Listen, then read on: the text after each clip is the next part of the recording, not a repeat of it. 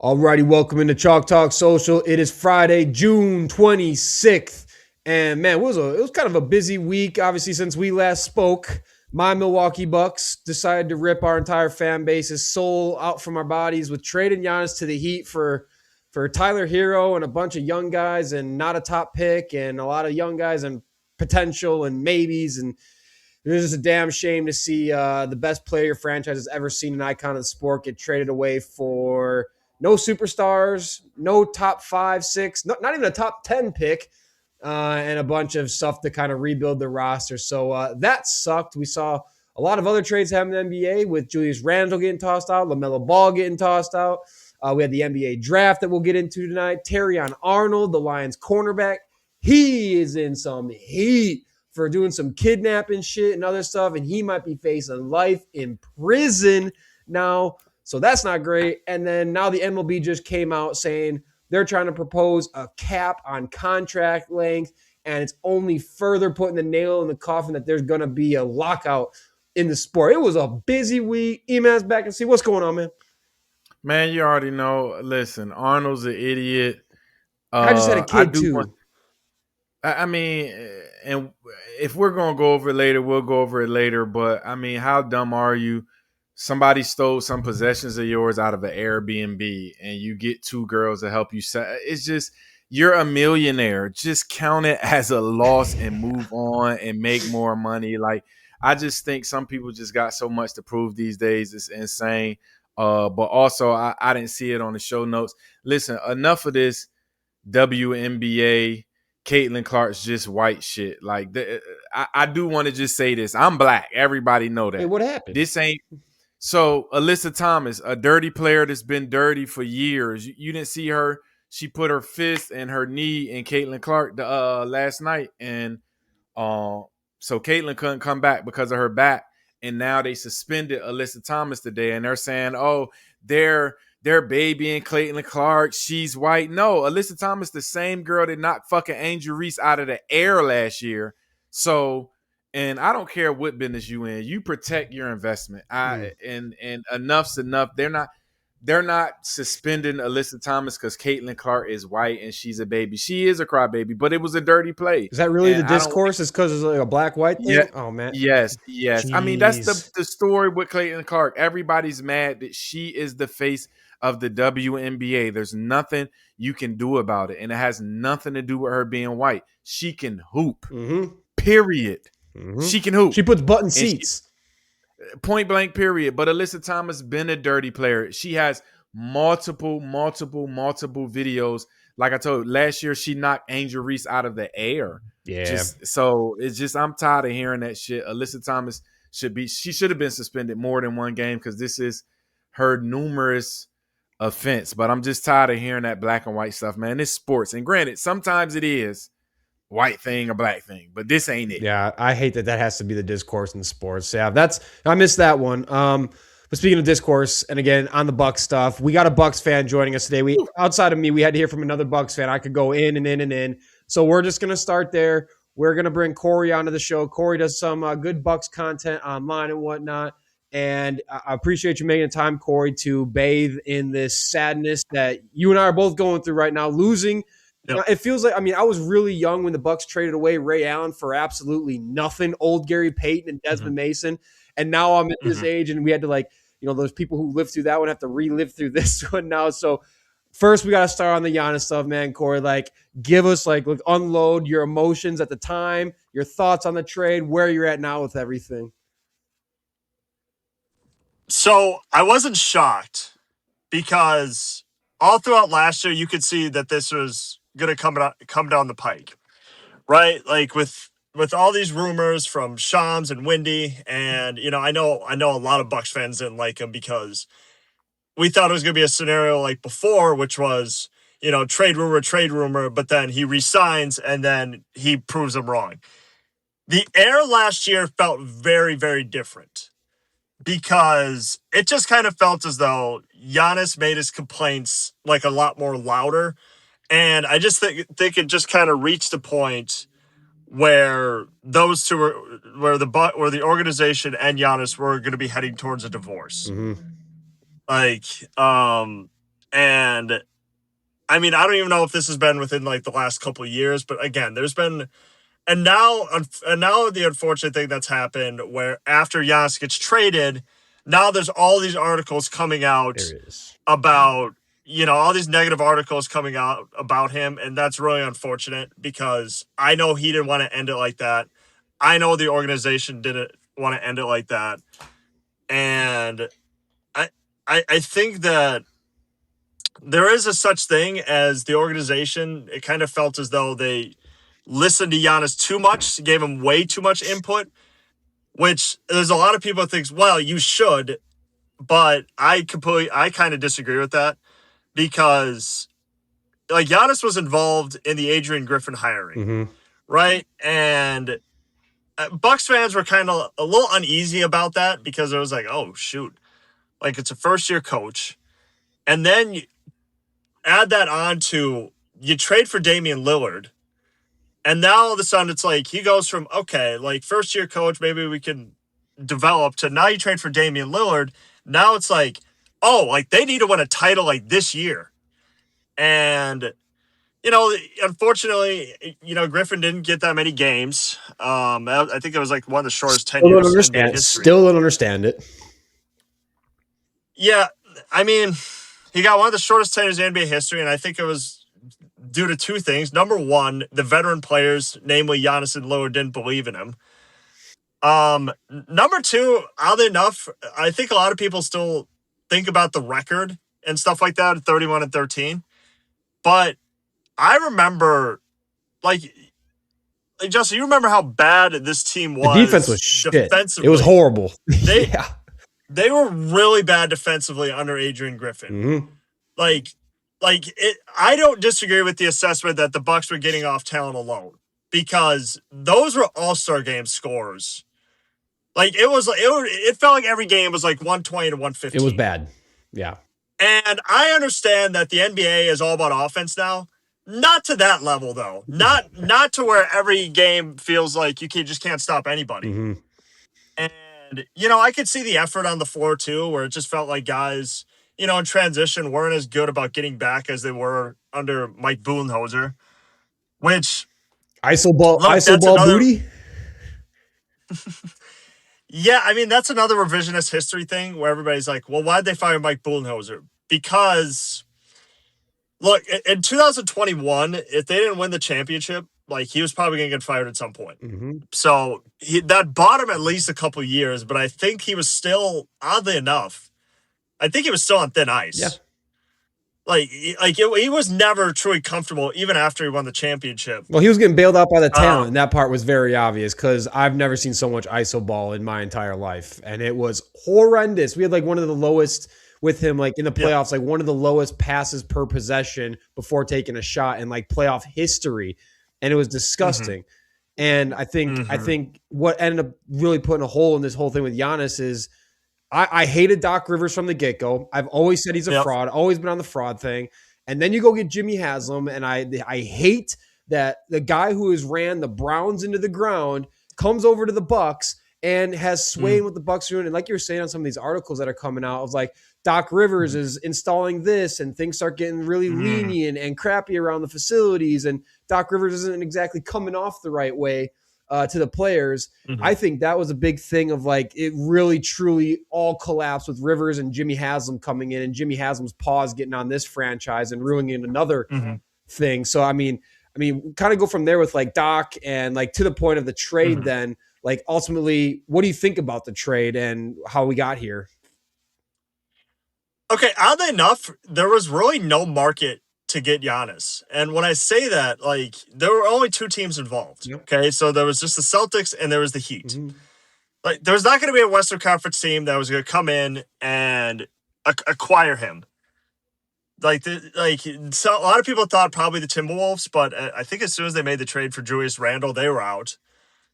So it was just, and here's the other thing too: trading for a superstar to Giannis's caliber really doesn't have that many benefits because what you realize is you kind of have to gut your whole roster and give up like multiple draft picks to get him, which is what the Heat had to do. Unless you have Jaylen Brown, which unless you have Jaylen Brown, which he didn't want to sign. I mean, if I'm a Bucks fan, I see where Jimmy Haslam's coming from, because I know they look at Jaylen Brown and they're just like, oh, why they just get? Because if Jaylen Brown, if he was gone after a year, Not worth it. then what was the point of making that trade? 100%. And look, the Celtics also didn't want to attach any other young players to him. Hugo. So like a Hugo Gonzalez or a Bailey Shireman. So it really just became, okay, like Tyler Hero, who I read could still get traded. Like I think they're still talking about potentially trading him to Detroit. Mm-hmm. And then, Khalil Ware is a good, he's a nice piece. Mm-hmm. Hami Haka is a nice piece. I mean, look, so they got some nice pieces. Yeah. The one cat I can't say his name that they're really high on. I don't even. Yeah. I'm not gonna even try to say his name. But I was reading like he was like Miami's Hugo, that they didn't want to include him, but they kind of had to do that to get rid of him. I mean, everyone's been talking about it. Miami's got nobody to bring the ball up. They have nobody. It is just Bam and Giannis, and if anybody on that gets hurt, any of the small guys, if they don't got any backups. So it's just like, I don't know how Miami is going to make this work exactly. Whereas the Bucks, it's just like, it just sucks to me. Where I'm coming from is like, you trade the best player your franchise has ever had. You trade an icon of the sport, and you, don't get any superstar in return. The best you get in return is a guy who is a good number 2 at best. His defense sucks. And 3, you don't even get a top 10 pick out of it. You just load up with stuff to maybe come back in a couple years and be worthwhile. So that was where I was like, man, that's just unfortunate. It feels like Ray Allen all over again, with you got your icon and you give him for things that'll help you kind of move on and for the future. I mean, a little different because Allen, you got old Gary Payton and Desmond Mason, but I don't know, man. That's where I was bummed out. As much as like it was a lot, they did end up recouping a lot, but. Yeah, and I think the other piece that nobody's really talking about is Bobby Portis. Yeah.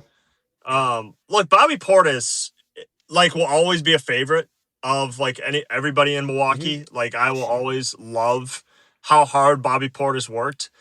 It is kind of painfully obvious the fact that there was a lot of casual fans out there, because any Bucks fan who had watched a Bobby Portis game before, like, he is the most maddeningly inconsistent player that I've ever watched. Because look, he can go out, he can score, he can shoot from 3 and stuff like that. But if he's in the game, like, your team's going to allow a crap ton of offensive rebounds. Okay. He's not going to play any defense. And, he'll have games where he'll score 15 or 20 off the bench, but then he'll also have games where he scores like 7 or 8. So, you really got to temper your expectations with how good Bobby Portis is going to be, because, watching him as a Buck, he works hard. He's going to have Giannis's back.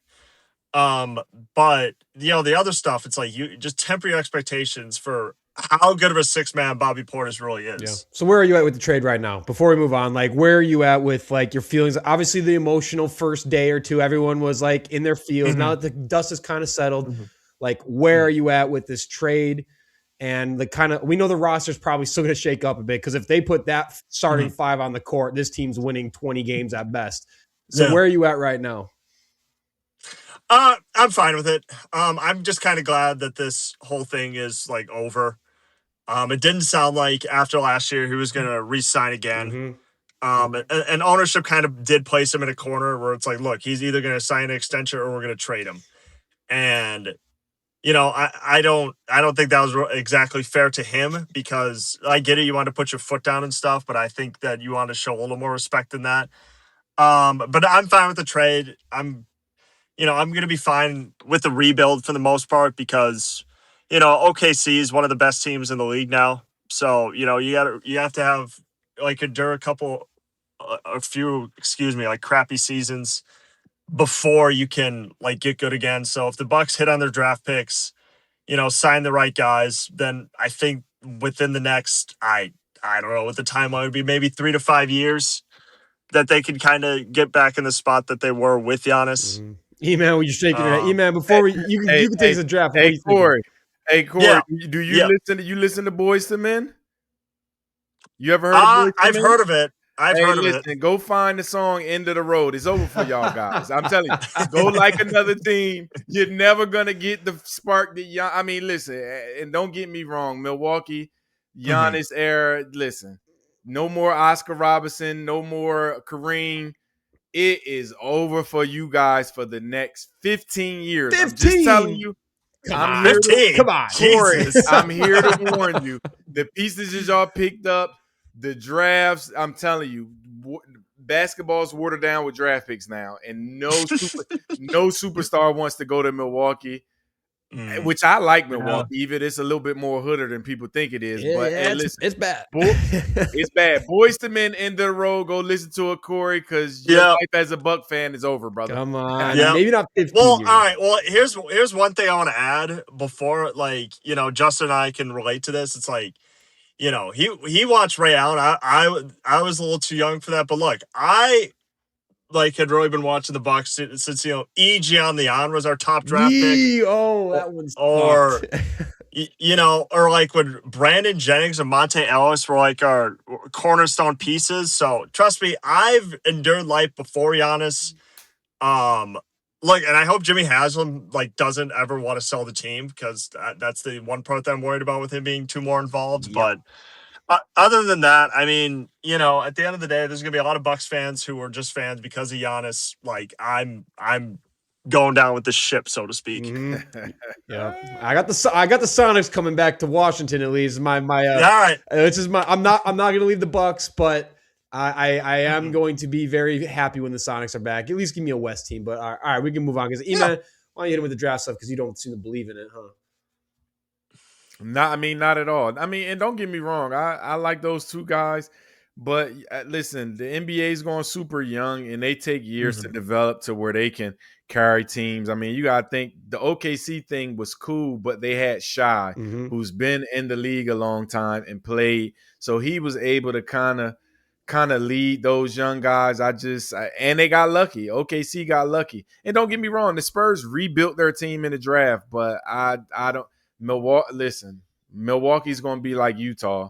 It's just never going to curl unless you get a Giannis. And I get it. There was really nobody who you could replace Giannis. I've always said it on this show. I think Giannis was the most dominant player of this past era. It's hard to replace him anyway. So but hey, brother, you're going to be a lot of tequilas, a lot of hot dogs at those games, because you ain't going to be watching basketball and enjoying it. He genuinely kept the franchise here. They rebuilt the stadium and kept the franchise. They were going to leave. Milwaukee was done if Giannis didn't stay around and they didn't build a new stadium. But yeah, now it's a new era. So, Corey, we got Braden Burries, we got Nate Ament. What are your thoughts on these first two picks, pick 10 and 13 of the draft? No, it was good. Again, Braden Burries, I think he's a good young piece. I'm just excited the fact the Bucks are finally going to have somebody to develop. Okay, because with the men especially, I mean, there's been a lot of people who were like, there was a lot of Bucks fans who knew they were probably going to select Ament because of Jimmy Haslam's ties with Tennessee. So I mean that was one component to it too, but. I mean, let's be. I'll be completely honest here. Unless you're watching college basketball 24/7, 365, the only way you can really evaluate these guys is read what other people have written. Admittedly, I read Sam Vici of The Athletic for about Ament and then Braden Burries, and I think those guys, again, good young talent. But again, really until the games start, it's going to be kind of hard for me to evaluate because, I just hope that Taylor Jenkins and the coaching staff can develop these guys to be the right type of players. Yeah. And then maybe that's what they need, right? Because my problem with Ament is the Bucks have not exactly been very good at developing these types. Think about Marjon Beauchamp. He was supposed to be that guy. And it looked like we were kind of getting there, and then it came crumbling down. And so the Bucks don't exactly have this draft and develop history lately. And so that's where I'm a little concerned about Ament. But now, new staff and their new thing going on, maybe. But I mean, Braden Burries, I think he's going to be an early contributor. I think he's got all the star potential. I mean, he was playing at the biggest show with Arizona, and he was Arizona's star on what you could argue, many people would argue, was the best team in the country last year. He was absolutely lethal. shooting. I mean, on especially 2-point attempts around the rim. I mean, he's good in terms of being efficient. I think that is like I was very happy Braden Burries was the pick there because I was like, who the hell is going to score on this team after that pick? And Burries gives you a legitimate scoring option who can give you 20 a game. He can get you 5 boards, 2, 3, 4 assists. He's good at getting the steals too. And he can shoot 38 to 40% from 3. And so he can do it all. So I'm stoked on that pick. And yeah, and I meant the same thing. Like, we're going to have to see it. Everyone, it was funny. Before they picked him, everyone's like, the Bucks are going to be the team that fall in love with the traits and draft him for the traits, the size, and what he did in the second half of the season when he turned it on, because the first half was brutal. And everyone was hoping they wouldn't. They did. I mean, I don't remember who the other like 2 favorites were, but yeah, we'll see on that one. We'll see. I think Burries is going to be good, but he coming in this year, he was overrated anyway. I watched him since he was in high school. He came in, everybody say top 5 guy. I'm saying like top 10 pick, yeah. Yeah, he's not that skilled. He's tall, but I don't see what everybody else sees in him because I watched the early years in him. I mean, the earlier of the year in him, and I didn't like his motor. I mean, he doesn't have an offensive game to me. Like, you 6'10" and was shooting 43% in college. Yeah, I wasn't good. At 6'10"? Okay. What you think you're going to do in the NBA when Wembanyama and all of these guys is there? Okay, just wait. So, well, that was my other thing. I mean, it started really bad. I mean, SEC's no joke. Tennessee's no joke of a program. And as a freshman, he started every single game. And yeah, the big problem was he was so inefficient, so inconsistent, and the first half was really bad. But I mean, I was looking it up. Like, he had a stretch kind of during his best where he was averaging almost 22 a game, 6 boards, 2 steals on a 13-game stretch from January to February. And like, it showed up. Like, the player that the Bucks drafted, the potential the Bucks drafted showed up from January to February. And that's what they're banking that they're going to get, because they started to see it in a very competitive conference for a freshman starting every single game, kind of working out the kinks. So they drafted what he kind of started to show up to be, hoping it continues. But yeah, he's still like, I'm just scared because of what we just saw this with Marjan Beauchamp, a guy with the traits, skinny, athletic, and not fully developed. And the Bucks kind of failed on that process. But I don't know. Yeah, and I think the other thing too is, when they drafted Beauchamp, they were still in that contention window. So it just kind of felt as though those players were kind of going to be used as trade chips anyways. Yeah. You've seen it with Dante DiVincenzo. You saw it with Sam Merrill. DJ Wilson. DJ Wilson was another one. DJ Wilson, AJ Johnson. I think the only draft pick that they have remaining is like Andre Jackson Jr. And I still thought he should have gotten more opportunities. I like him a lot. He should get way more opportunities. Ajax, I like Ajax. He'll sometimes come out with just the most ridiculous dunks. He has a high flyer. And Bucks around Giannis. That was the other thing too, is they're not gonna have to worry about really contending for the next few years. So they don't have to trade these guys to get veteran players to build around Giannis. They just don't have to do that anymore. They can just be like, okay, now we can kind of try to see if we can build something through the draft. Because John Horst, for the most part, that really hasn't been an area of strength for him. Nope. They just really haven't hit on many guys. Yeah, that's my other concern too. Horst has been inconsistent with picking, not really good. I know. Well, and the Beauchamp thing, the other thing too is where he came from. I just didn't think they ever played the right brand of basketball, because I think the Beauchamp kind of played in a league that's kind of discontinued a little bit. I think it was the G League Ignite, I believe it was. And, Beauchamp came out of there. Jalen Green came out of there. And, Jalen Green's still figuring it out. He hasn't really, lived up to his billing as the number 2 overall pick. Yeah. And, Beauchamp just never really got consistent playing time. So it's just, Horst, you hope that without the pressure of having to build around Giannis, that he could hit on some good pieces here. That's good. That's a good way to look at it. Iman, you want to take it to the next part? Yeah. So we're moving on now. Who on this team I mean, I guess the fans should be familiar with on this team. I was funny because I was looking at his all-time lineup and I was kind of, I was like, what? I was telling him some old heads are going to give him some shit on the all-time lineup when we get there. But I mean, even some of the new guys that came in, but we'll get there later. But yeah, who's on this team that the fans should be excited about? I like Rollins. I'm not going to. I used to talk about Rollins during the season. I think Rollins can really put the ball in the hoop, and I think he's going to have a runway to do that now because he could probably shoot 30 times a game. But who should we be and fans be excited about coming into this year? Yeah, so well, AJ Green for one. I think AJ Green has ascended over the past 2 or 3 years. I think he's been. I think he's been great. I know he went through a stretch last year where he struggled shooting, but AJ Green. Some of the other guys, if you were really watching Milwaukee toward the end, Cormac Ryan, I felt as though should get regular rotation minutes next year. Okay, like Cormac Ryan can defend, he could shoot, like. Because I'd never seen Cormac Ryan play, and when I watch him, I was like, wow, he looks a lot better than some of the guys I've played this year.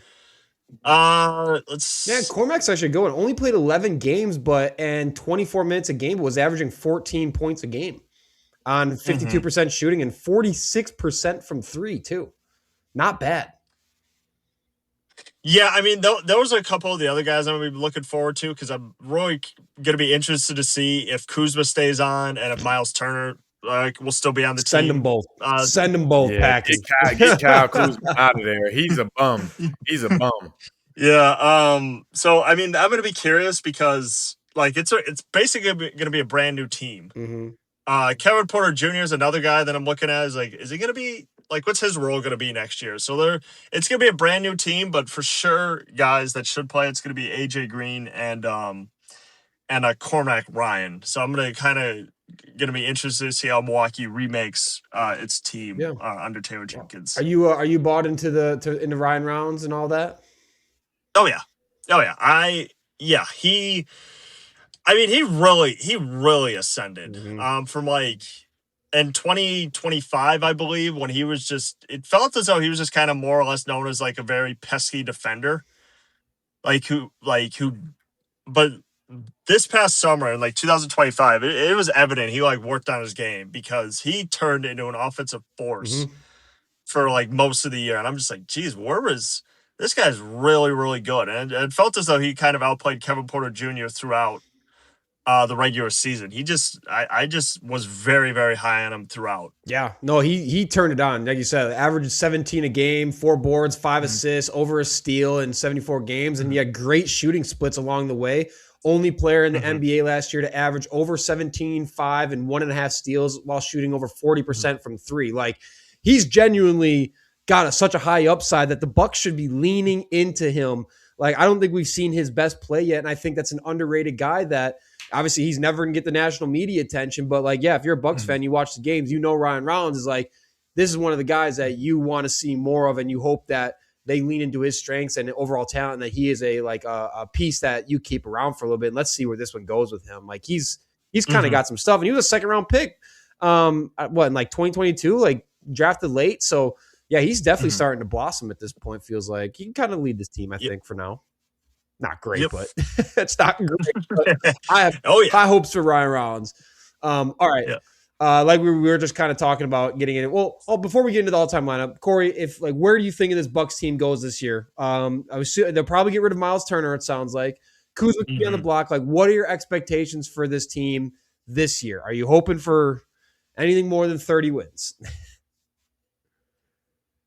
No, I mean that kind of sounds like where it's going to be. I think they're going to be outside the playoff picture for sure. Maybe not Nets level bad, but I do think that they're going to be probably outside the playoff picture throughout. This team's not ready to contend or compete for a playoff spot. So I would probably put the cap 32 or 33 wins. Yeah, that sounds right. Unless they make some crazy move or get some crazy return, but Yeah. It seems like, especially with a new coach, new system, there's going to be some growing pains. A lot of young dudes. Give me some growing pains going on with this team. All right, Corey, you got a light in your car you can turn on. I'm getting dark. We're losing you into the abyss in the back of your car. oh, my bad. It's all good. I'm gonna see if I can Yeah, let's see Oh, if I that's can turn it. money. It's a brand new day. All right, let's get into your all-time lineup like we do with every fan, right? So we got your point guard, shooting guard, small forward. I know Eman's already ready to Mhm. rip into this one. Yeah. So give us. We'll start with point guard, but yeah, like we said, every player you pick, give us a little bit of why you picked that guy. Doesn't have to be anything crazy, but let's start at point guard. Who's leading your Bucks all-time roster there? Oh, Oscar Robertson for sure. And the reason why is because I think what he did, like initially in Milwaukee, I know he didn't start his career there or anything like that, but I just think the just helping Milwaukee, like leading Milwaukee to a championship, just being able to even like average, at one point in his career, just average a triple double. Look, anytime you have one of the greatest point guards of all time, like play for your franchise, like it's an automatic. Like you have to pick him. And the other thing too, throughout history, I don't even think there's been a point guard who has really been better than Oscar Robertson, like play for the Bucks. Yeah, no, I mean the only guy besides Jokic and Westbrook to average a triple double over a full season, and he averaged 31 points a game, 12 and a half boards, and 11.4. And I know it was the 60s, different era, but that is an absurd stat line. And of course, he had Lou Alcindor, aka Kareem, on that team. But all right, let's move down to shooting guard. Who you got there? Sidney Moncrief. The reason why I got Sidney Moncrief, number one Hall of Famer. Number For small again, forward or number shooting two. guard? This is for shooting guard. Okay, so you're gonna put Middleton at small forward, or did I put Moncrief at shooting guard or Middleton at small forward? I think I put Middleton at small forward. You put Middleton Yeah, at shooting guard. You put Middleton at shooting guard. Yeah, that's the one. I did. What?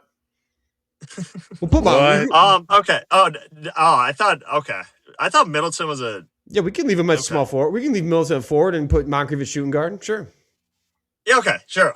So I went Sidney Moncrief because he is, again, one of the greatest Bucks of all time. Sid the Squid, I believe he was called. Again, there's really not been. Like when you think about the 80s, like Milwaukee Bucks, like Sidney Moncrief is like one of the names that tops off the list for just how good and like transformative he was for that franchise. I know they didn't win anything, but he was part of some really good Milwaukee teams. Had Don Nelson as their coach. So yeah, Sidney Moncrief for sure. Yeah, hey, 2-time defensive player of the year. I mean, 5 straight All-Stars. No, come on, man. Do not try to run. Corey, listen, you my guy. You look cool. You got your shirt unbuttoned. You chilling. Sidney Moncrief. That's got to be a biased pick. He was not better than Michael Redd or Ray Allen. Come on now. Let's come on now. Come on. Michael Redd led the NBA in scoring at some point, man. And injury only derailed him. That's my only thing. That's my only thing. Injuries. He still had a 5-year run that Sidney Moncrief couldn't touch. Moncrief's in the Hall of Fame. It's not like this is a bad pick. I know. You can't argue. Can't argue with that. Hall of Famer.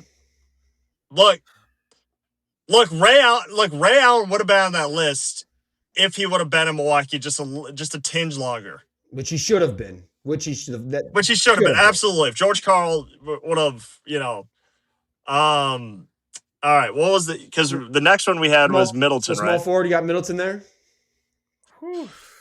So okay, the reason why, and again, this might be a little biased showing up. The reason why I got Middleton is just well, first of all, Middleton was just consistent throughout. And I mean, like towards the end of his tenure in Milwaukee, like that did, injuries did derail him a little bit. Yep. However, I cannot discount the amount of big shots Chris Middleton hit. Yep. Like in those playoffs, like he was good, even sometimes great, like throughout the playoffs. Multiple time All-Star, and Chris Middleton, like when in his, because I think he's like going out of his prime like a little bit. Yeah. But in his prime in Milwaukee, there was not a more underrated player for the Bucks than Chris Money Middleton. I'll die on the hill that the Bucks win another championship if Middleton doesn't get hurt. And every playoffs, the one playoffs Chris Middleton didn't get hurt, we won the championship. Every other playoffs, he was hurt. We lost him because he would go insane in the playoffs. He was sweating buckets. He was so effective. And hey, he had a longer tenure than Red or Allen. He had franchise all-time record for 3-pointers made. Can't discount that. Austin, Can't and discount Corey. that. I know y'all younger. Y'all did not watch Big Dog Robinson play. Come I love Big Dog. Come on, I love Big Dog. Yeah, come on. Hey. Him and Middleton are not in the same. And this is what I'm saying. Middleton at the shooting guard, I might could have, give you a little Big Dog. No Big Dog. Dude, Glenn Robinson was sick. Oh my Corey, you my guy. Man. I'm sorry. You my guy. Sorry. But this is. No, I appreciate you. Yeah. I mean, Glenn Robinson was perennial 20 a game. Glenn Robinson was really nice, but again, Middleton was essential for the Bucks winning a championship. They would have won more if he stayed on the floor. He went insane, cash money, he was a fan favorite across the franchise. Without him, Giannis was scoring 50 a game. Well, he did that one time. He did it one time. Didn't matter. It didn't matter. True. Middleton was. But again, talk to me about all those other playoff runs where Middleton was hurt and Giannis was playing. What happened? Nothing happened. Yeah. We didn't win shit. Not wrong. We didn't win shit. Not wrong. And that was Giannis's guy. Man, when they moved Middleton, that was the sign that it was over with Giannis. That was his guy. That was his trusted dude. Yeah. And no one won Giannis's respect the way Chris Middleton did. And that mattered. I can agree. Yeah. I can agree. No, I'm not knocking Big Dog was sick. Big Dog was sick. All right. Power forward is probably pretty easy. Who you got power forward? Giannis. Okay. That's not even I don't even need to do I really need to go into it? I mean, honestly, literally where he came from to playing against a second tier team, playing for a second or third tier team in Greece to then turn into one of the greatest players of all time. But when I don't even know if he's in anybody's top 10 list right now. Probably not. That remains up for discussion, but he is one of the greatest really close to being of all time. Considering where he came from. So, yeah, for sure, surefire Hall of Famer. Oh, yeah. Yeah. That's the franchise. He doing Miami. Yeah. I think if he have a 5-year run in Miami, there's no reason why anybody can leave him off. Now, I'm just being – if he go down there and average 30, 12, 6, 2 blocks, for 5 years, he's top 10 of all time. I don't care what nobody says.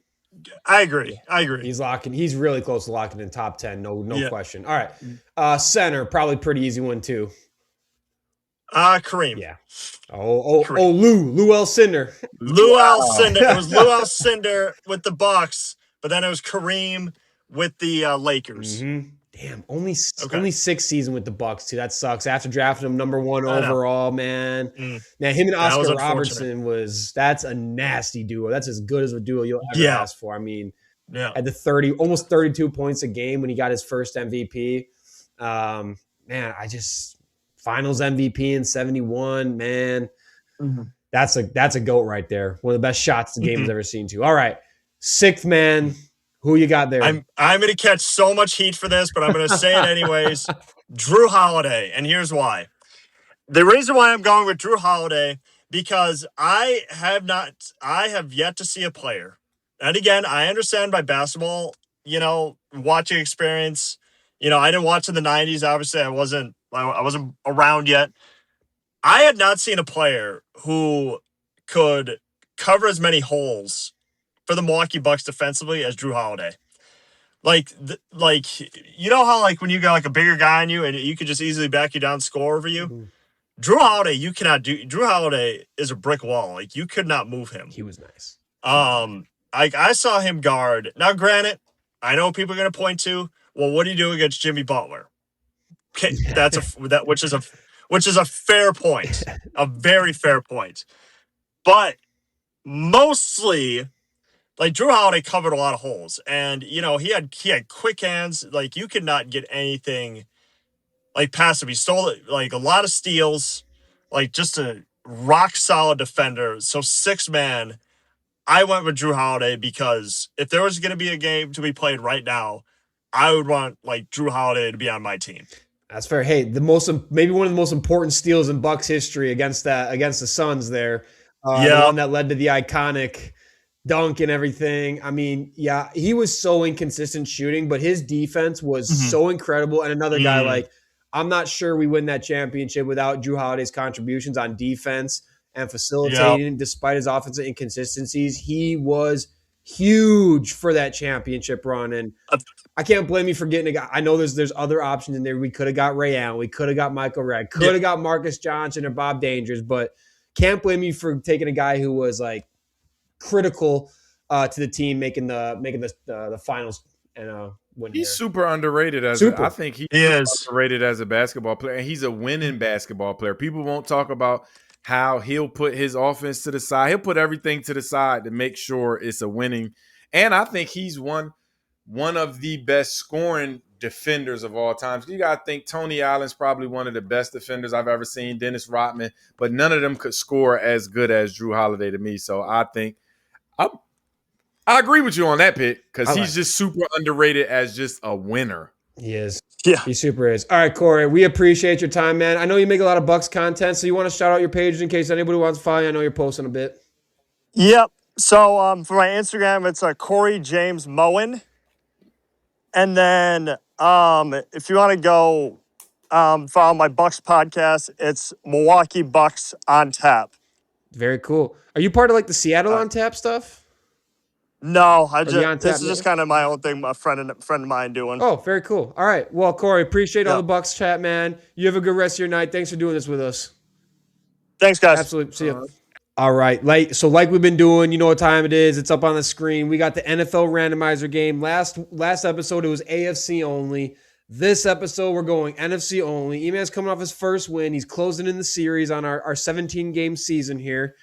So I believe it's what? I'm 2-1-1. You're 1-2-1. Yeah. So all right. NFC only. Who do you want? You are the winner. Do you want to go first? I'll let you pick first this time. No, I'll let you go first this time. I shall pick first. Let's give this thing a spin. Let's see where we go. Enough of this dual shit. I do not want to get the Falcons twice. I'm not going to be happy. Oh, my God.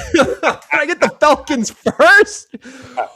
What are we doing? All right. Well, I'm not making the same mistake I made last time. I'm taking Tony Gonzalez off the jump. Give me him. Let's get done. I never want to see the Falcons. I'm so sick of the Falcons now because of this game. All right. Yeah, that's funny. That's crazy. Oh, shit. Oh, Pack. Damn it. Aaron Rodgers, you know the greatest quarterback.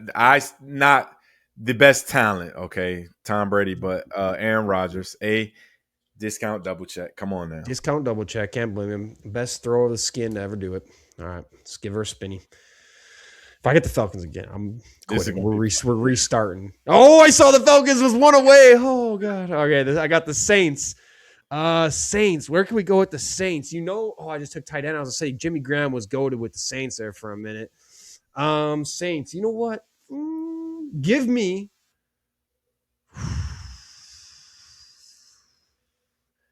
You know who was awesome with the Saints? It was Joe Horn.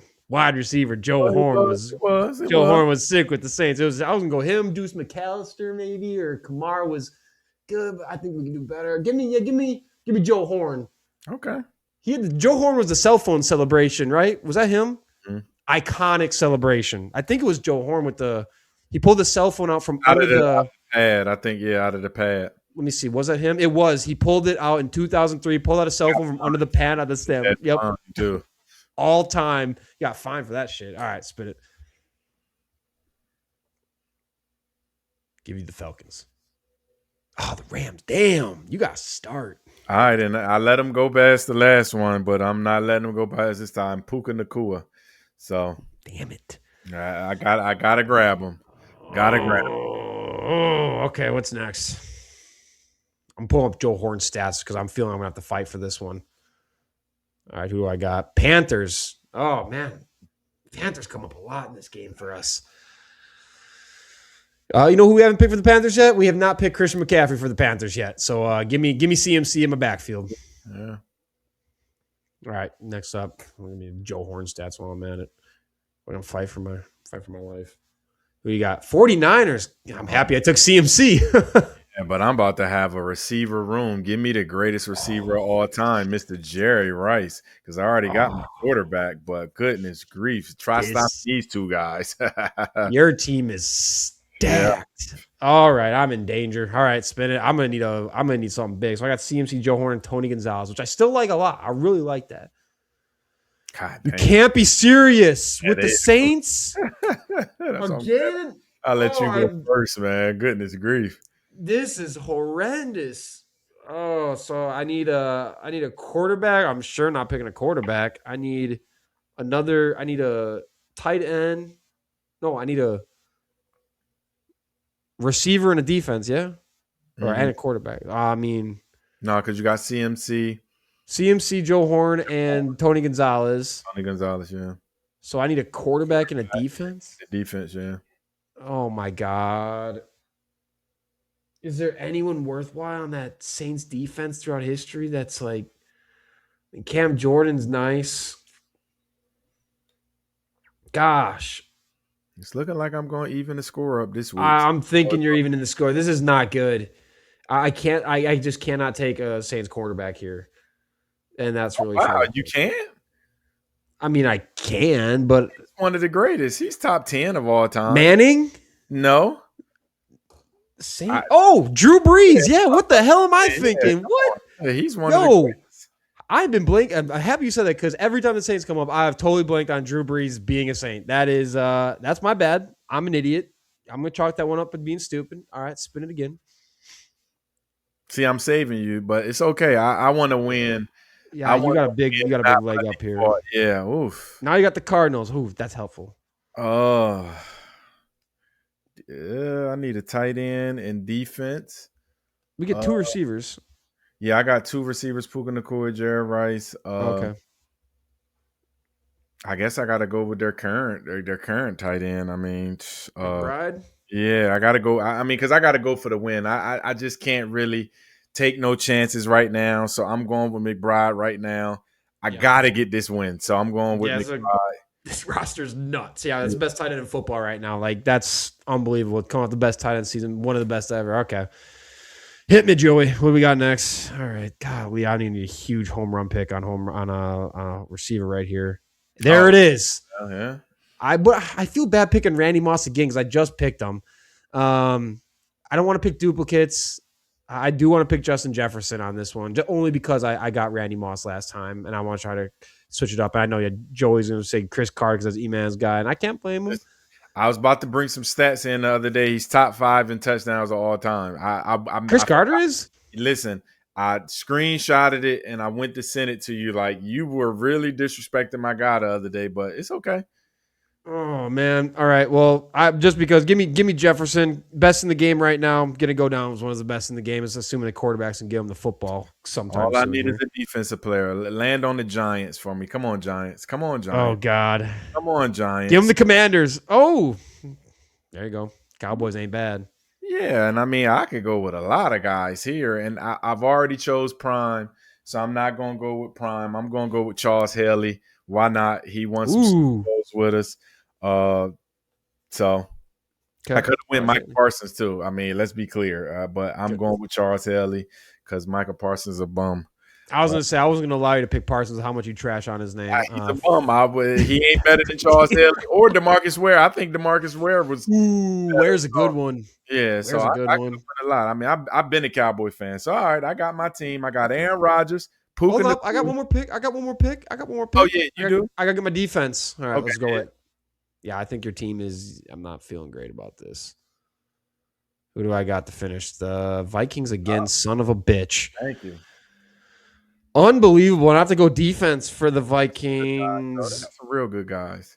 Yeah, like I'm thinking John Randall. He was a freaking beast up front. Yeah. Oh, you know what? No, give me Jared Allen off the edge. Give me Jared Allen off the edge. Jared Allen should have technically the all-time record for single-season sacks. We all know this. He got robbed. All right. Joey is back to be the judge. So me and Iman are going to fight about it. I didn't get a running back. No, I do need a running back. Now I'm looking. What? I got a quarterback, 2 receivers, tight end. And Oh, Charles Haley. I didn't get a you're running. right. I picked first. Yeah, you need one more. Okay. I Then didn't we'll get get Joey. We're both just absorbed in the game right now. Be someone shitty. Haha. No way. You got to take Tiki. That's why I say I wanted the Giants before this one. Goodness freaking. Let me back in. Oh man. Fuck, I don't want no Tiki Barber, man. Yeah, though. Yeah. Hold on. I got to go to Google for this one. I ain't gonna lie to you. Oh, cheating. I gotta get this one. No, because I got one, but I don't know how many. I don't know how many. Back. The cheating gives me extra points here. Well, guess what? They're saying it. I gotta go, Mr. Fumble, Butterfingers, changed it, holding the ball up here because he couldn't stop fumbling. Even though I used to like Brandon Jacobs, but I would never pick him on an all-time team. But I would go Tiki Barber, man. Goodness. Yo, Tiki had 1,800 yards one year. Like, he was a beast for a little bit there in the early 2000s. He only had like 3 good years, man. Yeah, let's see. 1, 2, 3, 4. Yeah, 4 straight seasons of just crush. Well, 5. 1, 2, 3, 4, 5 straight years where he was. It's crazy. He went out his last 2 years, he went 1,800 yards and 1,600 yards, and then it was done. That's a crazy way to go out. Yeah. So, I mean, but still, I think I'm top heavy, so it's all good. All right, Joey, now come back out. We need you for the judge. So, all right. Iman, what was your team? I believe I got the fucking I couldn't all right, so Emmitt Smith for my running back and then Lawrence Taylor, but it's okay. Yeah, it's always how this could go. Yeah. All right, so Iman's team he started with Aaron Rodgers, Puka Nacua, Jerry Rice, Trey McBride, Charles Haley, and Tiki Barber. Okay. Austin's team, Tony Gonzalez, Joe Horn, CMC, Christian McCaffrey, Drew Brees, Justin Jefferson, and Jared Allen. All right, so let's go position by position. This is how we rolled it out. So Rodgers, Brees. Joey, you can be our intermediary here, and I'm okay if you pick Rodgers on this one, even though Brees is a Hall of Famer. Yeah, it's got to be Rodgers. He's head to Canton too. Yeah, it's just he is. He's too good. It pains me as a Bear fan, but he's too good. Yep. Okay. I had Panthers with CMC and then Tiki Barber with the Giants. Yeah, that's easy. Fucking CMC's. Yeah, CMC. Okay. So then receivers, I might be in trouble. So do we want to say Jefferson and Puka's a wash? No, you say Puka's better than Jefferson. We going by what you said on Puka this. ain't no better than Jefferson. You said he was the best receiver in the league last year. Don't make me pull the tape up, Austin. I got the tape, Austin.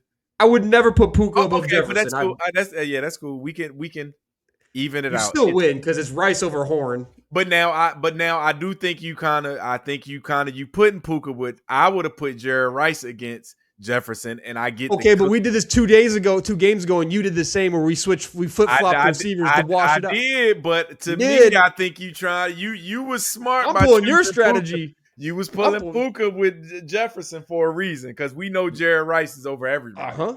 Jerry Rice is over everybody. Yeah, literally, he's over everybody. Yeah, you did it. Puka's better than Joe Horn. Man, Joe Horn was nice there. So just in case I knew I had to pull it up for Joe Horn. Yeah, we can even it out with Puka and Joe and Justin and Jared Rice. You got to give me that one. Oh yeah. So you win receiver by 1. Like absolutely. Yep. Absolutely. All right, tight end. I don't remember who Iman had. I had Tony Gonzalez. Tight end was Trey McBride. Trey McBride or Tony Gonzalez. Gonzalez. That's easy.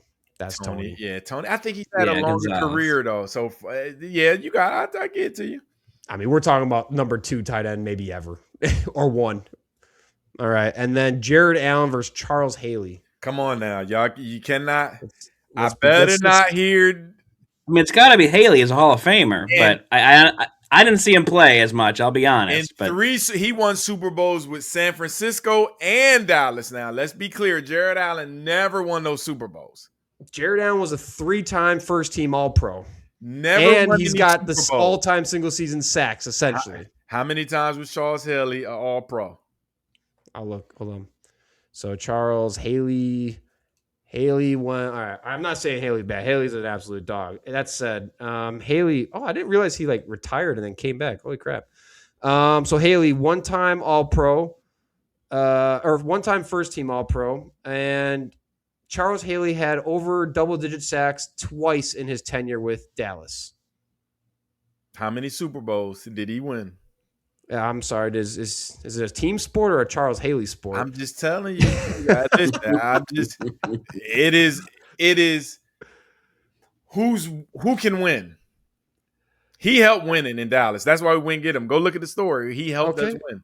Minnesota with Jared Allen, man. Jared Allen with Minnesota had 14 sacks, 11, 22, 12, 11. He was the best pass rusher in football for 6 straight years. Different eras, Austin. Come on. Nobody would ever say Jared Allen is better than Charles Haley. I can promise you that. Put it on TikTok. Put it on Twitter. Nobody's ever. I don't see Charles Haley with a 22 sack season. It's a different era, Austin. Hey, just saying. I don't see the 22 sacks. But this is what I'm saying. What was his sacks in San Francisco? Charles Haley, he was nice in San Francisco. Yeah, that's what I'm saying. I know he had he's going with Dallas.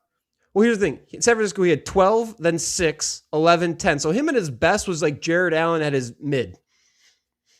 Yes, different era. You ain't wrong. And yes, Charles Haley is absolutely freaking great. I'm just stating my case. No. He had 16, 10, 11, 12, 12, 10. Those was his. And like I said, those was in the 80s. Mm-hmm. Yeah. Hey, Siri, is Charles Haley better than Jared Allen? Let's see what AI says. Oh. Siri, who's a better tight end? I mean, who's a better? God damn it! I wish I had my Meta glasses. Siri, who's a better defensive end, Charles Haley or Jared Allen? Put it up to the mic.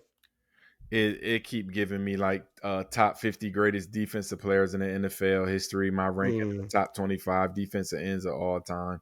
So all right, well, actually saying it. Well, Joey, you played Judge Judy here. We're bickering. So why don't you've heard cases on both sides. So bring us home, Joey, because I think right now, Iman. Jared Allen is ranked higher. He's ranked higher in the all-time top 25. He's ranked 19th. Charles Haley's not even ranked at all. You got it. Yeah. Listen, I give it to you when you got it. If the people say it, they say it. Jared Allen is 19th all time. 1, 2. So we washed on. I fucked myself too because I would have easily won if I would have went running back with Dallas and. So you got Rodgers and Rice. Mm-hmm. Is that it? Did I pull off the win? Yeah. We're back. Yeah. Man, we're back. We're back. And I'm going to tell you, that's because I slipped and forgot I needed a running back. But it's okay because I was waiting for New York for LT, and I ended up. It's all good. You got me this week. No hoodie. Next week, the hoodie's coming back. I'm telling you. I'm texting your girl and saying, burn the damn hoodie. It's not allowed back on the show. I'm bringing that back. I'm bringing my hoodie back. Joey, who would you have picked between Haley and Jared Allen, just to get your final opinion on this? I was actually in towards Haley because I think out of all the sports, era does matter the most in football. It's such a different game with what penalties are called, how you were allowed to play defense. It's like, you know, even like when everyone talks about in Chicago, the 85 Bears, right? They beat the shit out of everyone, but they also were allowed to. So it's interesting what it would have been now if he played now, right? So you're looking at Jared Allen through a lens of one, watching him, and two, the current NFL, to where back then, Charles Haley was everything that would be a penalty now on an offensive lineman was not called back then. Yeah. And he had to work 10 times as hard and is already a Hall of Famer and won the Super Bowl. So I know it's not a team accolade being a D end, but I was leaning that way, especially because, you know, Iman had a couple of Hall of Famers in his group as well. But I'll allow the stat kings and queens to win this one on our rankings if you need to. Is Jared Allen? Iman, just know I would have helped you out. Yeah, I think Jared Allen's got a bust. Yeah, is he? That's what I say. Is he's all of? Yeah, he's in the Hall of Fame. I think he's in. Yeah. Okay. Yeah, he's got a bust. Well, this is like if mine's because you just like what was it last draft? You took TJ Watt. I took Mean Joe Green. That's what Iman was saying. Is like different. Like he ain't getting away with that shit today. And it was like he was murdering people out there Right. at different times.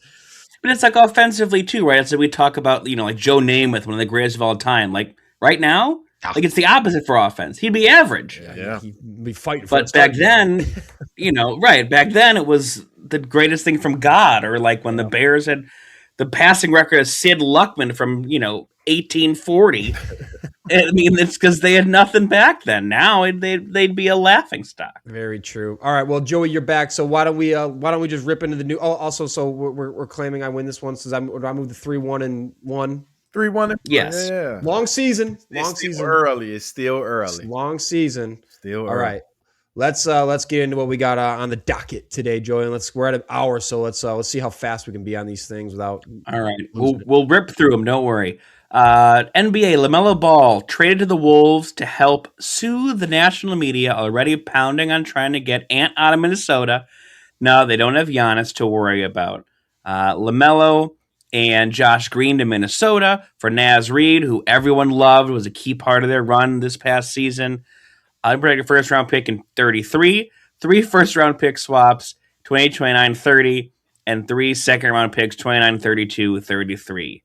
So wanting your guys' opinion on one, how this, helps the Wolves, they continue to try to battle in the West, and also, Charlotte being Charlotte, they finally kind of get good and make LaMelo go through all that and say, all right, but we don't need you for the future. So long. Kobe White's our guy, which is... Love Kobe White, but you need more than him to win you anything in this league. Mm-hmm.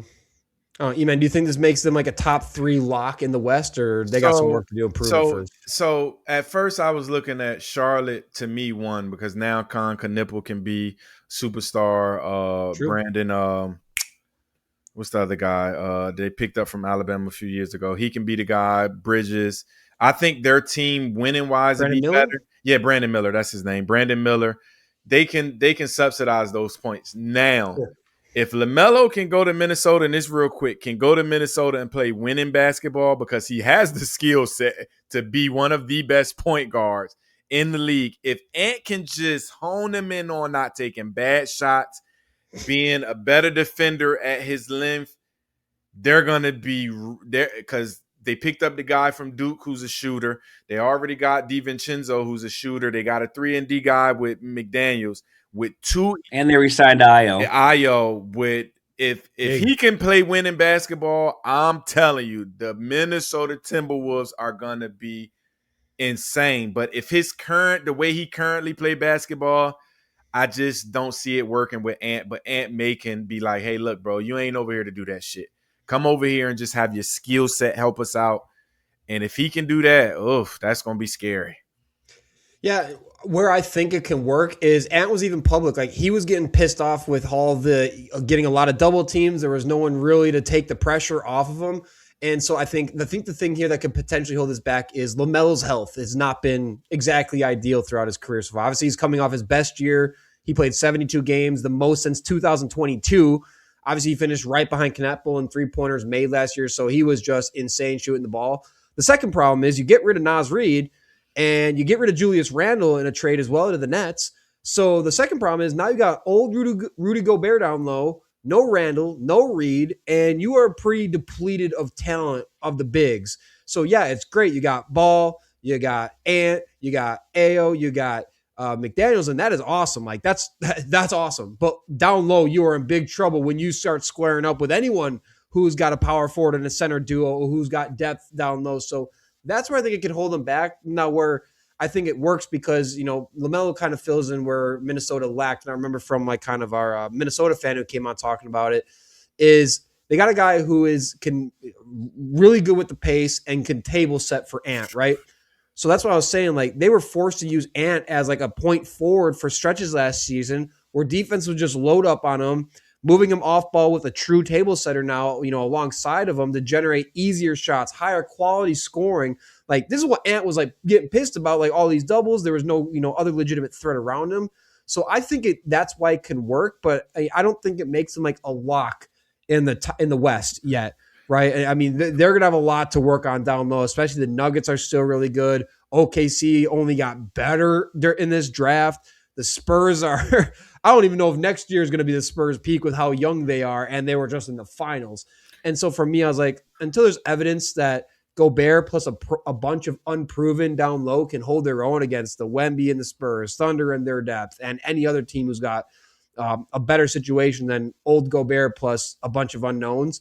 I think there's still a level of like, let's see how this dynamic works, especially with LaMelo, and he's known for taking some stupid shots. And they gonna play fast. They gonna play fast though. Fast. I don't know if you remember when the Suns and all of them, even when Daly came in and brought that fast offense, they're gonna play fast. I think they're gonna play real fast. And don't be surprised, the Spurs team won't stay the same team. I promise you, they got something in the tuck that this team this year won't return next year. They're gonna unload some of them young people and bring a superstar in. Remember, I told you, I wouldn't be surprised if Kawhi don't go back. Watch this. Oh wow! There's only two guys who should not leave on that Spurs team though, and we know who they are. Obviously, Wemby's one. You should not move Castle. Vassell should not. I mean, maybe I don't know. Castle may be gone. Watch Castle. Really? Oh, watch it. Kawhi, listen, heard it here first. Kawhi may return. You got to keep Harper. You cannot get rid of Harper. Yeah, they're gonna keep him, but they're gonna unload Vassell, Castle, and maybe somebody else. Bring Kawhi back for another run. Interesting. Yeah, Timberwolves are gonna have to do a lot with a little down low to make this work, or you're just gonna need 100 points from 4 guys a night. All right, what's next? NBA draft has come and gone. So now the question is, who are the biggest winners and losers? Who are some of your favorite and least favorite picks from the 2-day extravaganza from Brooklyn, reshaping the league with some new young talent? Hey, listen, my best friend, he owns a Geico here in DC. He's already got a suite for next year. I am a Wizards fan. AJ DeBance is gonna be a superstar with ice cold Trey. We just hoping AD can stay. AD, just stay. Stay. I'm on the AJ DeBance. He's gonna be an all-star. He's gonna be a superstar. Wizards game. I'm there.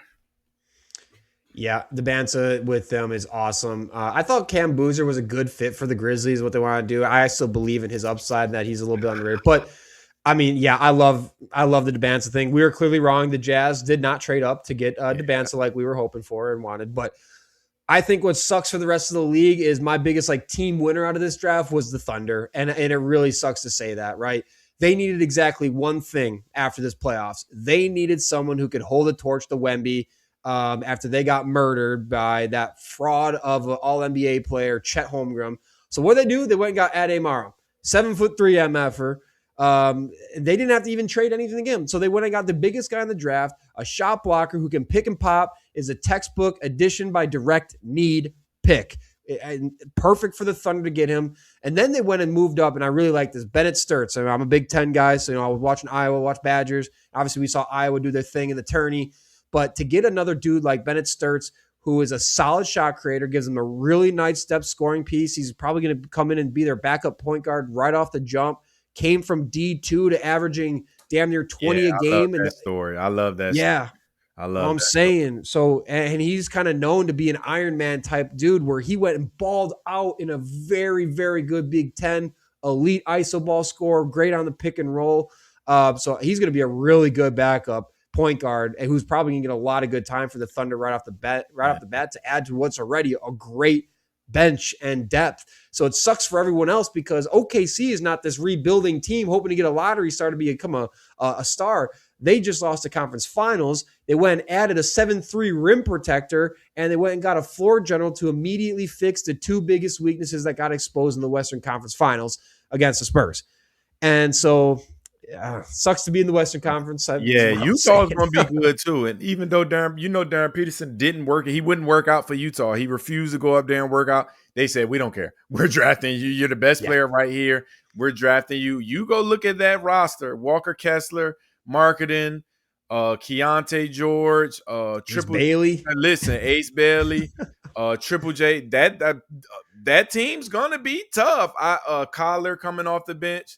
So if they can put it together, Utah's going to be tough too. So the Western Conference got better for sure, man. I love that story about the D2 guy, man. Kids, it don't matter where you go. wherever you go, if you just work your ass off, you can find a way to the NBA. I just love that story. D2 to 1 year to the NBA. Come on, man. I love that shit.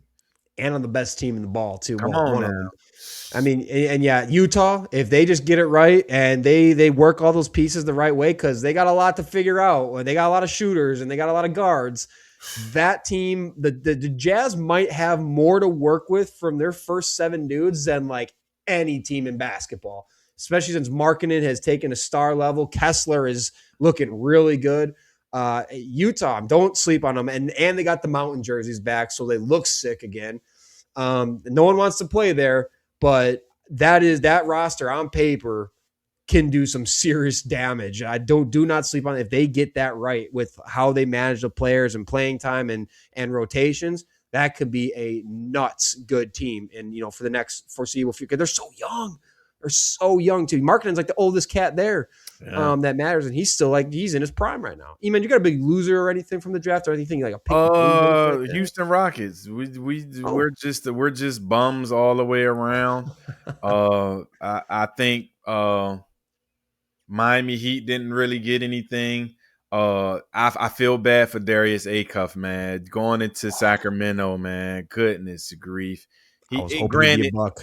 And granted, him going there, maybe he can have the green light to kind of show his skills. But Zach LaVine's going to be up out of there. I mean, Russell Westbrook's going to be up out of there. But I mean, that's just they're trying to move Sabonis. I just feel bad. He's a guy that I thought should have been somewhere that could have helped him. But I mean, the Kings are just going to be terrible. Houston, we didn't get any freaking body worth talking about.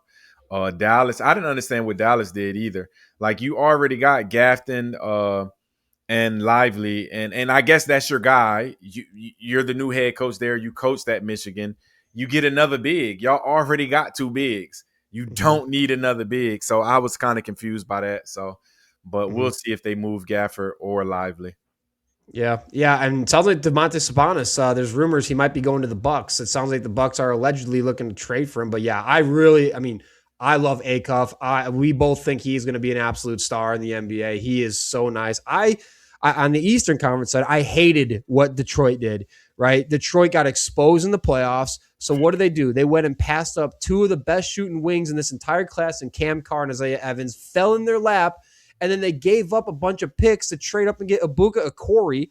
So they moved up 4 spots. They gave up 3 future second-round picks, which is a big overpay for a team that does not have a stockpile of draft capital. Granted, they did get some back for trading Isaiah Simmons, but now you don't have Isaiah Simmons, who was a top-rated 6th man in the NBA last year, for a guy who's got a ways to go. He's 6'1". He's under 190 pounds. He profiles as an undersized defensive liability in a league that just absolutely murdered Detroit's small guys in the playoffs. And Detroit, we saw how cold they went and how much it fell apart, to where they could really use that shooter to come in while it's hey, we're kind of here now. I just didn't think that one made a lot of sense, especially for where they at and what they needed. I think that was a really not sure that was the move to do that, especially when we're talking about a top 20 pick, not like a second rounder here. So was really confused by Detroit. Thought there was could have done better there, but I don't know, Joey, how do you feel about the Bulls draft? You got your guy Wilson. I'm sure you got to be feeling pretty good about that. Star. Yeah, he's gonna be a stud. He's gonna be fun. There hasn't been this much buzz for a Bulls draft pick since it could almost be Derrick Rose. Because the last time they had the 4th pick, it was Patrick Williams, and that was an absolute miss. Absolute miss. So it's funny. With the Bulls, it's they're the same old this, they're not irrelevant, what have you. But now there's this weird blank canvas. You got a brand new president a few weeks ago in Bryson Graham. You got Tiago Splitter at coach literally last week. He hasn't even met the team yet, and he's drafting. And then you come out of this, luckily, with Caleb Wilson and then your 15th pick with Swain that can try to be building blocks for this team. So I don't even know what style of play they're going to be, what offense they're running. Nobody knows anything. So that's where it's kind of exciting, is you got a jack of all trades in Wilson who can immediately become one of the faces of your team. Because you don't know if a guy like Giddey is going to be here a long time. Buzelis is growing, but I don't know how the new regime feels about him. So I think it was a It was a good draft. Do I love in the second round that they traded a bunch of stuff for cash considerations? Everyone's favorite player to be named later? Not really.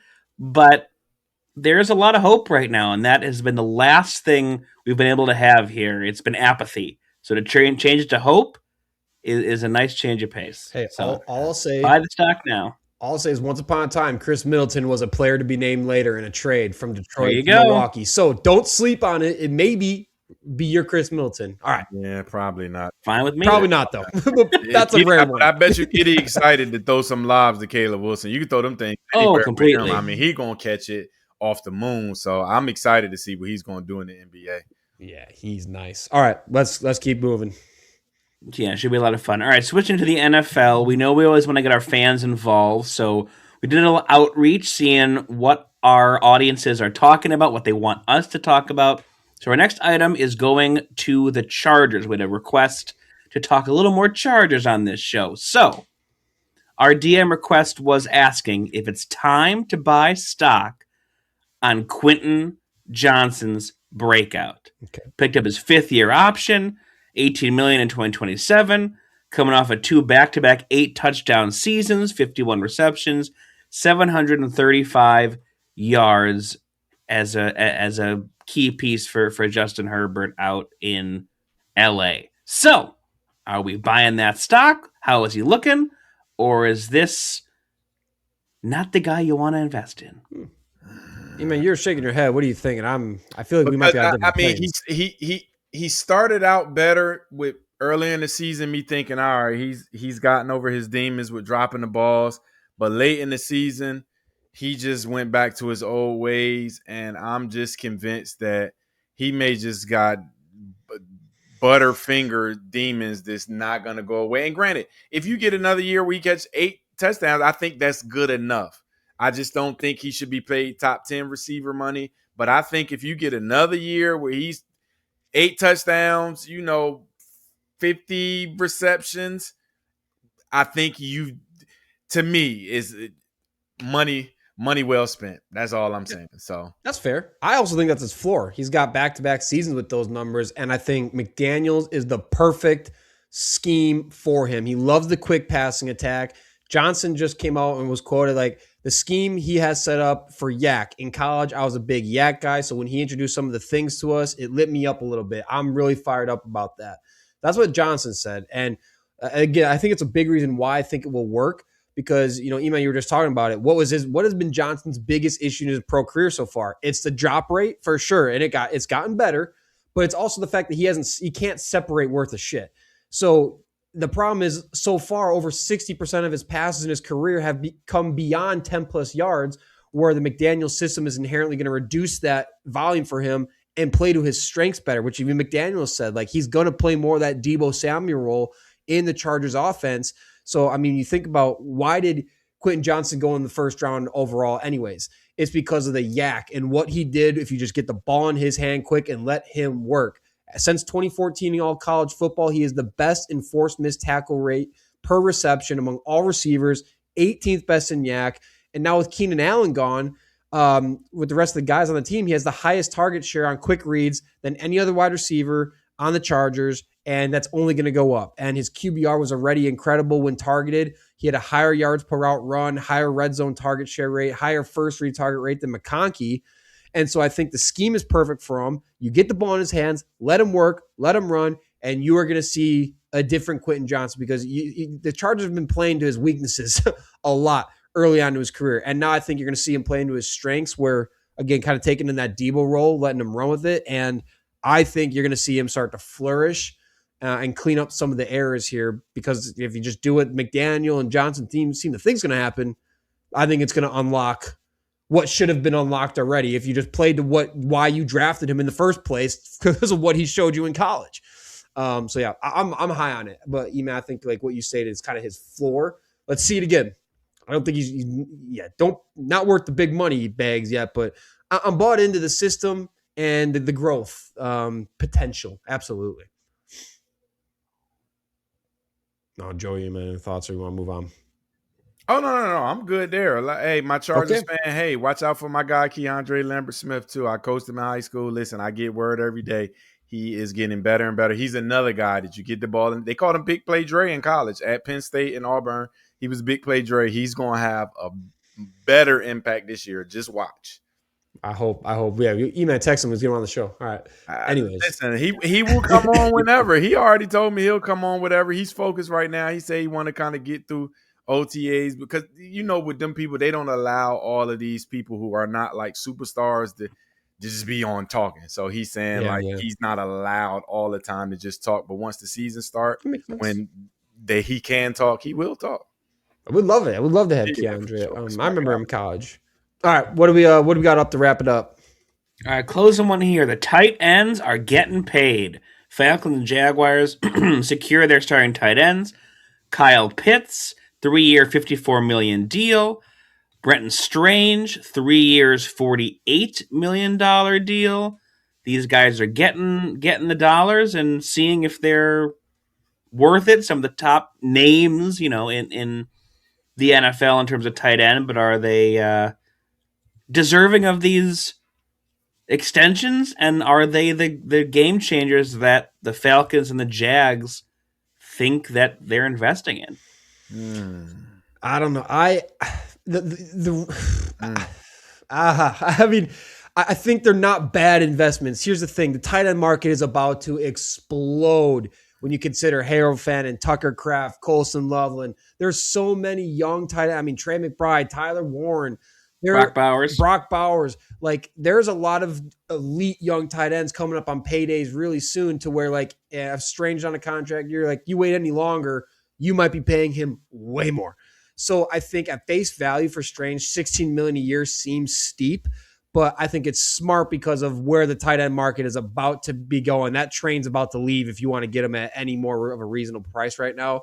And Strange showed a ton of promise that, he should be considered one of those guys that, I just listed off. He got hurt last year, only played, I think, 12 games. But he was a pinnacle part of the offense. His yards per catch was up to just under 12 yards a catch last year, which was fifth in football. Graded out as one of the most efficient tight ends in ball, catching 46 of his 60 targets, second in explosive play rate, fourth in EPA among tight ends. And so I think you're seeing a guy who is a focal point of that offense, was one of Trevor Lawrence's favorite weapons, was effective when he got the ball. He was actually better in yards per route run than Pitts, who just got paid more to him. And we can't leave blocking off the picture when we're talking about a tight end. He was graded out as one of the best zone blocking tight ends in football. So you're getting more than just a pass catcher here. So that's kind of my thoughts on Brenton Strange. Penn State guy. I thought he was nice. I had him in fantasy for a little bit there, so I'm cool with him. Iman, you got any thoughts on Pitts or Strange? Yeah, so initially, when I was thinking about it, I was trying to find a picture. I thought I saved it on Instagram. They were comparing Travis Kelce at 26 compared to Kyle Pitts, and I mean Kyle Pitts' numbers are way higher than where Travis Kelce was at the time. I wish I thought I saved it, but maybe I didn't save it. I thought I hit the save button. So, I mean, I kind of think I'm with you. They kind of got him for cheap now. But I do say Kyle Pitts he has this, once again, he has the skill set to be elite. Is he gonna be that with Michael Penix Jr.? Like he said, I don't know. But it's gonna be Tua though. Yeah, sounds like it's Tua. I keep saying that, but I don't know. I think Tua's gonna get hurt at some point. But sure, I'm not too sold on Strange, even though 16 that's not really that much in the NFL anymore. But the Kyle Pitts, man, I wish I'm gonna come back with it next time because I seen that stat and I was like, well, I didn't. And we know Travis Kelce got cooking later on, but. Mm-hmm. We'll see. I mean, Kyle Pitts should get off the pot right now, though. I'm gonna tell you that right now. This year's the year he got to show something.